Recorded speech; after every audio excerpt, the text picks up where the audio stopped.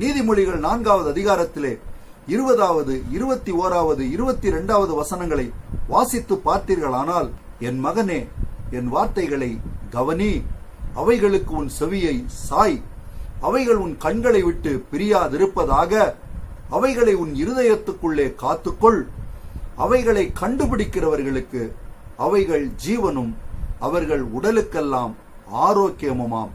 தேவனுடைய வார்த்தைகளை நாம் கண்டுபிடிக்க வேண்டுமாம். எப்படி கண்டுபிடிக்க வேண்டும்? ஒவ்வொரு நாளும் கர்த்தருடைய பாதத்திலே அமர்ந்து ஆண்டவர் உங்களோடு பேசும்படி அவருடைய சமூகத்திலே நீங்கள் காத்திருக்க வேண்டும். தேவன் பரிசுத்த ஆவியானவர் மூலம் உங்களோடு பேசுவார்.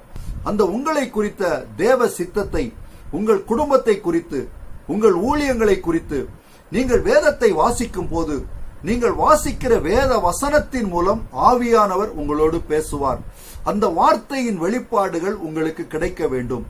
அவைகளை நீங்கள் தேவ சமூகத்திலே காத்திருந்து அவைகளை கண்டுபிடிக்க வேண்டும்.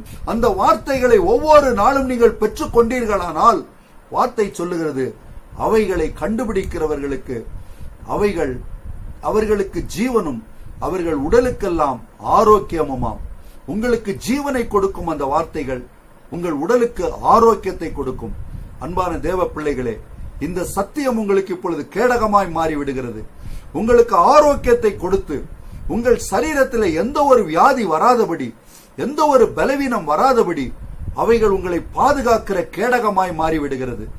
நீங்கள் தியானித்த ஒவ்வொரு நாளும் நீங்கள் வேதத்தை வாசிக்கும் போது சங்கீதக்காரன் சொல்லுகிறான், என் இருதயம் அனல் கொண்டது, நான் தியானிக்கையில் அக்கினி மூண்டது. நீங்கள் வேதத்தை வாசிக்கும் போது, தியானிக்கும் போது இருதயத்திலே அனல் மூட்டப்படுகிறீர்கள், உங்கள் ஆவியிலே அனல் மூட்டப்படுகிறீர்கள். வேத வசனத்தை தியானிக்க தியானிக்க தியானிக்க உங்களுக்குள் அக்கினி மூழுகிறது, கர்த்தருடைய அக்கினி மூழுகிறது. நீங்கள் அனல் மூட்டப்படுகிறீர்கள். உங்கள் இருதயத்திலே, உங்கள் ஆவியிலே நீங்கள் அனல் மூட்டப்படுகிறீர்கள். உங்களுக்குள் அக்கினி பற்றி எரிகிறது. அந்த அக்கினி உங்களுக்குள் எரியும் போது சத்துரு உங்கள் பக்கமே வர முடியாது. எந்த ஒரு கொள்ளை வியாதியும், எந்த ஒரு கொள்ளை நோயும் உங்கள் பக்கமே வர முடியாது, உங்கள் அருகிலே வர முடியாது. அவைகள் தலை தெறித்து ஓடும், உங்கள் அண்டை வர முடியாது. நீங்கள் அக்கினியாய் மாற வேண்டும். வேதம் சொல்லுகிறது, லேவியராகமம் 6வது அதிகாரத்திலே 13வது வசனத்தை நீங்கள் வாசித்தீர்களானால், பலிப்பீடத்தில் அக்கினி எரிந்து கொண்டே இருக்க வேண்டும், அது ஒருபோதும் அவிந்து போகக்கூடாது. அன்பான தேவ பிள்ளைகளே, உங்களுக்குள் கர்த்தருடைய அக்கினி எரிய வேண்டும். நீங்கள் எப்பொழுதும் கர்த்தருக்காக எரிந்து கொண்டே இருக்க வேண்டும். கர்த்தருடைய பாதத்திலே காத்திருக்கிற அனுபவம், வேதத்தை வாசித்து தியானிக்கிற அனுபவம் உங்களுக்குள் இருக்குமானால் நீங்கள் அனல் மூட்டப்படுவீர்கள். நீங்கள் எப்பொழுதும் எரிந்து கொண்டிருப்பீர்கள். நீங்கள் எரிய எரிய எரிய என்ன நடக்குது தெரியுமா? சங்கீதம் 97:3 படி, அக்கினி அவருக்கு முன் சென்று சுற்றிலும் இருக்கிற அவருடைய சத்துருக்களை சுட்டரிக்கிறது. அக்கினி புறப்பட்டு போகிறது.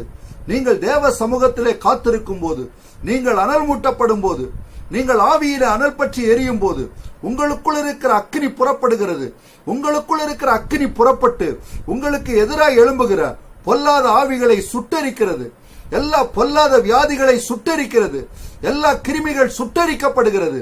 அன்பான தேவ பிள்ளைகளே, நீங்கள் அனல் மூட்டப்பட வேண்டும். பலிப்பீடத்தின் மேல் அக்கினி எரிந்து கொண்டே இருக்க வேண்டும். அது ஒருபோதும் அவிந்து போகக்கூடாது. நீங்கள் கர்த்தருக்காக எரிய ஆரம்பித்து விடுங்கள். தேவனுக்காக பற்றி எரிய ஆரம்பித்து விடுங்கள். பரிசுத்த ஆவியின் அபிஷேகத்தை பெற்று அந்நிய பாஷை வரமுடையவர்கள் நன்றாக அந்நிய பாஷை பேச ஆரம்பித்து விடுங்கள். நீங்கள் உங்கள் வீடுகளிலே தனிப்பட்ட முறையிலே தேவ சமூகத்திலே உட்கார்ந்து அதிகமாய் அந்நிய பாஷை பேச பழகுங்கள். ஆவியிலே நிரம்பி நீங்கள் அந்நிய பாஷைகளை மணிக்கணக்கிலே அந்நிய பாஷையிலே பேசி தேவனை துதிக்கும் போது அக்கினியாய் பற்றி எறிவீர்கள். பொல்லாத ஆவிகள் உங்களை கண்டு அலரும். நீங்கள் ஆவியில அனல் மூட்டப்படும் போது சத்துருக்கள் அலறுவார்கள். மந்திரவாதிகள் உங்களை கண்டு அலறுவார்கள். சூனியக்காரிகள் உங்களை கண்டு அலறுவார்கள். அன்பான தேவ பிள்ளைகளே, எப்பேற்பட்ட மந்திரவாதியானாலும் சரி, எப்பேற்பட்ட பூஜாரியானாலும் சரி, உங்களை நினைத்தாலே அலறுவார்கள்.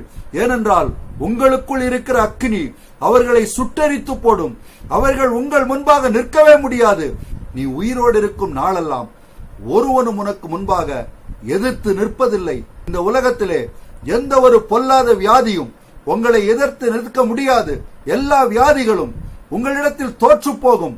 உங்கள் சரீரத்திலே வருவதற்கு முயற்சி செய்யும். உங்களை அழிக்க வேண்டும், உங்களை இல்லாமல் போக பண்ண வேண்டும் என்று சொல்லி அந்த வியாதிகள் ஒருவேளை போராடலாம்.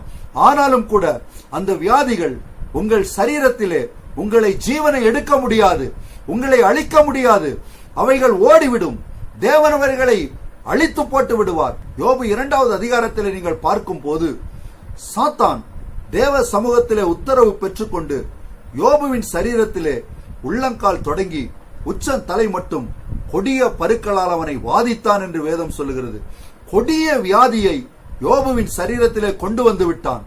ஆனாலும் தேவன் ஒரு வார்த்தை சொன்னார், அவன் பிராணனை தப்பவிடு, அவன் ஜீவனை நீ தொடக்கூடாது. ஒருவேளை உங்க சரீரத்தில் வியாதி இருக்கலாம், கொடுமையான வியாதியினால் நீங்கள் வேதனைகளை அனுபவித்துக் கொண்டிருக்கலாம். ஆனால் இன்றைக்கு நீங்கள் இந்த வார்த்தையை கேளுங்கள், அந்த வியாதி உங்களை அழிக்கவே முடியாது, உங்கள் ஜீவனை எடுக்க முடியாது. தேவனுடைய வார்த்தை, அவன் பிராணனை தப்பவிடு. அன்பான தேவ பிள்ளைகளே, சத்துரு உங்கள் ஜீவனை தொட முடியாது. ஒருவேளை உங்கள் சரீரத்தில் வந்திருந்தால் கூட அந்த வியாதி இருந்த இடம் தெரியாமல் ஓடி போய்விடும். யோபுவின் சரீரத்தை விட்டு இருந்த இடமே தெரியாமல் அந்த வியாதி ஓடிவிட்டது. உங்கள் சரீரத்தை விட்டு அந்த வியாதிகள் ஓடிவிடும். எல்லா சூழ்நிலையிலும் தேவனை துதியுங்கள், அவருடைய நாமத்தை மகிமைப்படுத்துங்கள், கர்த்தருக்கு நன்றி சொல்லுங்க, ஸ்தோத்திரம் பண்ணுங்க. ஒரு நாளும் தேவனுக்கு விரோதமாய் முறுமுறுக்காதீங்க, தேவனை குறித்து குறை சொல்லாதீங்க. ஏன் சரீரத்தில் இந்த வியாதி, எதுக்கு ஆண்டவர் இந்த வியாதியை கொடுத்தார் சொல்லாதீங்க. தேவன் ஒருவருடைய சரீரத்திலும் வியாதியை கொடுப்பவர் அல்ல, அவர் உங்களை சுகமாக்குகிறவர். அவருடைய தழும்புகளால் குணமானீர்கள் என்று வேதம் சொல்லுகிறது. அவர் உங்களை சுகமாக்குகிற கர்த்தர். நானே உன் பரிகாரியாகிய கர்த்தர் என்று வார்த்தை சொல்லுகிறது. எப்பேற்பட்ட வியாதி உங்களுக்கு இருந்தாலும், எப்பேற்பட்ட கொள்ளை நோய் இருந்தாலும், இயேசுவின் நாமத்திலே நீங்கள் சுகம் அடைவீர்கள். ஏனென்றால் அவர் உங்களுக்கு பரிகாரி. எப்பேற்பட்ட வியாதிக்கும் அவரே பரிகாரி. அவரே உங்களுக்கு பரிகாரியாகிய கர்த்தர்.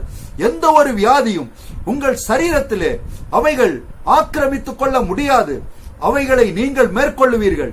ஆவியிலே நிறைந்து அந்நிய பாஷைகளை பேசி தேவனுடைய வார்த்தைகளை உச்சரித்து நல்ல வார்த்தையினாலே பொல்லாத ஆவிகளை எதிர்த்து நில்லுங்கள். விசுவாசத்தில் உறுதியாயிருந்து பிசாசுக்கு எதிர்த்து நில்லுங்கள். உங்கள் குடும்பத்திலே போராட்டங்களை கொண்டு வருகிற, சமாதானத்தை கெடுக்கிற, உங்களை பலவித பிரச்சனைகளை கொண்டு வருகிற, உங்கள் சரீரத்திலே வியாதி வேதனைகளை கொண்டு வருகிற பொல்லாத ஆவிகளை எதிர்த்து நில்லுங்கள். விசுவாசத்தில் உறுதியாயிருந்து பிசாசுக்கு எதிர்த்து நில்லுங்கள். அவன் உங்களை விட்டு ஓடி போவான். பொல்லாத ஆவி உங்களை மேற்கொள்ள அதிகாரம் இல்லை, நீங்கள் மேற்கொள்ளுவீர்கள். அசுத்த ஆவிகளை நீங்கள் மேற்கொள்ளுவீர்கள். தேவன் கொடுத்த அதிகாரத்தை பயன்படுத்தி பொல்லாத ஆவிகளை எதிர்த்து அந்த பொல்லாத ஆவிகளை உங்கள் எல்லைகளை விட்டு விரட்டி அடியுங்கள். அவைகள் உங்கள் எல்லைகளுக்குள் வரவிடாதபடி அவைகளை துரத்துங்கள். அவைகளுக்கு அதிகாரம் இல்லை. நீங்கள் ஜெயிப்பீர்கள், நீங்கள் சுகமடைவீர்கள், நீங்கள் ஆசீர்வதிக்கப்படுவீர்கள், நீங்கள் சுகமாய் வாழ்வீர்கள், நீங்கள் ஜெயம் எடுப்பீர்கள். உங்கள் மூலம் தேவனுடைய நாமம் மகிமைப்படும். சத்துரு உங்கள் முன் நிற்க முடியாது. கர்த்தர் உங்களுக்கு ஜெயத்தை கொடுப்பார், சுகத்தை கொடுப்பார், ஆசீர்வாதத்தை கொடுப்பார். சங்கீதம் 34:5 வேதம் சொல்லுகிறது, அவரை நோக்கி பார்த்து பிரகாசம் அடைந்தார்கள், அவர்கள் முகங்கள் வெட்கப்படவில்லை. அவர்கள் பிரகாசம் அடைவார்கள், அவர்கள் சந்தோஷத்தை அடைவார்கள், சமாதானத்தை அடைவார்கள். எங்கள் இந்திய தேசம் உம்மை நோக்கி பார்க்க வேண்டும். எங்கள் இந்திய தேசத்தில் உள்ள தலைவர்கள், எங்கள் இந்திய தேசத்தில் இருக்கிற ஜனங்கள் யாவரும் அவர்களுடைய மனக்கண்கள் திறக்கப்பட வேண்டும். அவர்கள் உம்மை நோக்கி பார்க்க வேண்டும். அவரை நோக்கி பார்த்து பிரகாசம் அடைந்தார்கள், அவர்கள் முகங்கள் வெட்கப்படவில்லை என்ற வார்த்தையின்படி எங்கள் இந்திய தேசத்திலே ஒரு வெளிச்சம், ஒரு பிரகாசம் உண்டாக வேண்டும், சந்தோஷம் உண்டாகணும்.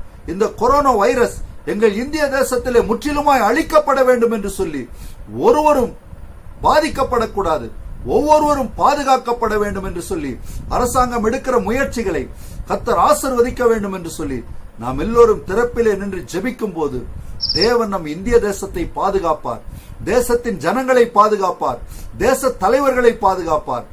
ஆமேன், ஆமேன். God plus.